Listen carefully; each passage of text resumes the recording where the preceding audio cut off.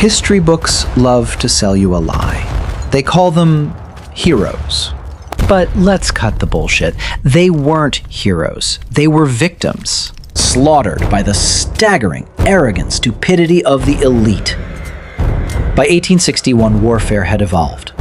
The rifled musket was a machine of absolute destruction. It could blow a hole through a man's chest from 500 yards away with terrifying precision.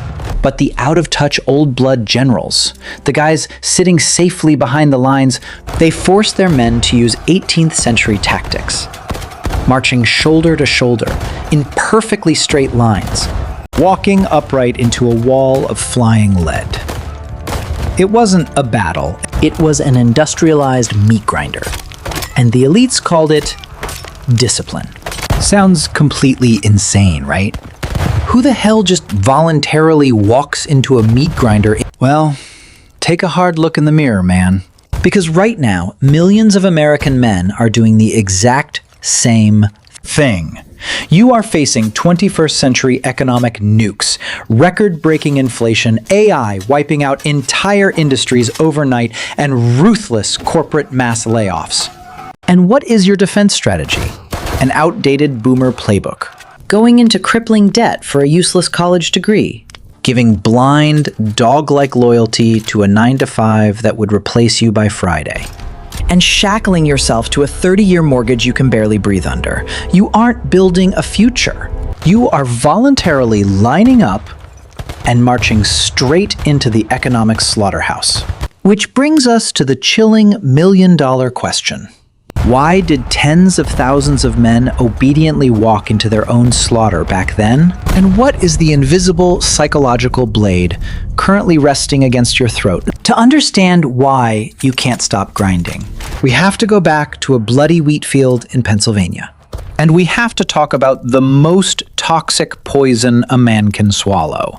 Let's rewind to July 3rd, 1863. The climax of Gettysburg. I want you to picture this in your head. Pickett's charge.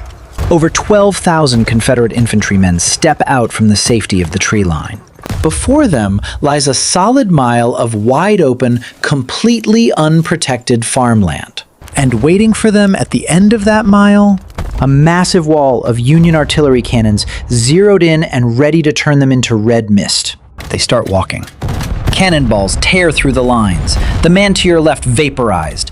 Basic human survival instinct screams at you to drop your rifle and run for the woods. But they didn't. They stepped over the shattered bodies of their brothers and kept marching. Why were they fearless? Hell no, they were terrified. But they were paralyzed by a psychological blade much sharper than a bayonet. The herd. If they broke rank and ran, they'd have to go back home and look their neighbors in the eye. They would be branded with the ultimate scarlet letter, coward. To these men, the social shame of being an outcast was actually far more terrifying than getting blown to pieces. Toxic pride marched them straight into a meat grinder. Fast forward to today. You probably look back at those soldiers and think, what a bunch of brainwashed fools, right now. But let's be brutally honest, man. Take a hard look in the mirror. You are fighting the exact same battle. We just paved over the battlefield and called it the suburbs. We call it keeping up with the Joneses. How many modern American men are quietly bleeding out right now? You voluntarily take on a suffocating $700,000 mortgage for an oversized McMansion in a neighborhood you don't even like, just to project an illusion of success. You finance a brand new $80,000 Ford F-150 on a predatory 84-month loan at 9% interest. A truck you only use to commute to a Biddicle, just so the guys at the barbecue think you've made it. You grind 60 hours a week for a boss who views you as an expendable metric, swallow antidepressants just to get through the day, and wake up at 3 a.m. drowning in credit card debt. Why don't you just stop? Because doing that means admitting defeat. It means society gets to slap the modern-day label on your forehead, loser. You would rather drown in debt and suffer a stress-induced heart attack at 45 than lose your fragile ego. You are marching straight into the cannons just for the applause of people you don't even give a damn about. That pathetic need for validation, that toxic pride, roasted 51,000 casualties at Gettysburg. But listen to me carefully. If you think Gettysburg was a tragedy of ego, you have no idea what was waiting for them just 1 year later. Do you know the absolute sickest, most stomach-turning shift that happened to this country in 1864? It was when a new general took command, a man who threw away all illusions of honor and decided to turn human lives into a cold, ruthless mathematical equation. Welcome back to the meat grinder. Let's talk about 1864, the Overland Campaign. Your high school history books probably brainwashed you to worship General Ulysses S. Grant. Let's rip that mask off right now. Grant wasn't a noble hero. He was America's first ruthless, blood-soaked corporate CEO. He realized a dark, sickening truth. The North simply had a bigger population. He didn't need brilliant tactics. He just needed to do the math. He deliberately marched tens of thousands of his own men straight into the absolute hellscape of the wilderness. Men fought hand to hand in dense woods. And then, the brush caught fire. Thousands of wounded men, unable to crawl away, were burned alive, screaming for their mothers as the flames consumed them. And Grant, did he pull them back? Hell no. He sat by his command tent, lit another cigar, and looked at the ledger. He knew that if he traded 2 of his own men to kill just 1 enemy, mathematically, he was winning. The blood of his men was just the overhead cost of doing business. Does that cold, calculating indifference sound familiar to you? Welcome to corporate America, man. You sit in your cubicle, you grind 60 hours a week, you eat the cheap break room pizza, and you nod like a good boy when HR tells you, "We are a family here." Wake the hell up. Wall Street and the modern elite look at you with the exact same dead eyes Grant used on his infantry. You are not family. You are human capital. You are an expendable asset.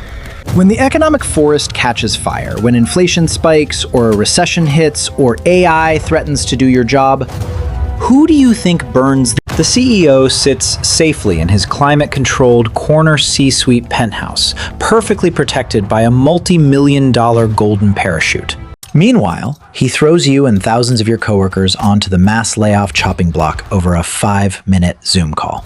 Why? Just to make the Q3 earnings report look pretty for the shareholders. Your loyalty means absolutely nothing. When push comes to shove, man, you are nothing but a row of data on an Excel spreadsheet, and they will hit delete without blinking an eye. So if the system is mathematically rigged to sacrifice you, how the hell do you survive? You do exactly what the soldiers did when they finally realized the brutal truth. By the summer of 1864, at Spotsylvania and Cold Harbor, the meat grinder finally woke them up. The romance was dead. Before the battles even started, soldiers sat in the mud taking needles and thread and physically pinning slips of paper with their names to the backs of their coats. The original dog tags. They knew they'd be left to rot as unnamed meat in a mass grave. So they stopped marching upright. They threw away the elite's suicidal tactics. They grabbed shovels, dropped into the dirt, and started digging trenches. They went underground to survive. It is time for you to do the exact same thing. Kill the delusion of corporate loyalty. Stop voluntarily marching into the fire. Become the great deserter of the modern rat race. The media tries to shame you by calling it quiet quitting. Bullshit. It's not laziness. It is the tactical conservation of your ammunition.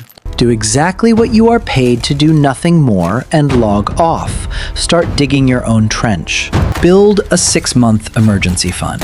Slash your toxic lifestyle inflation.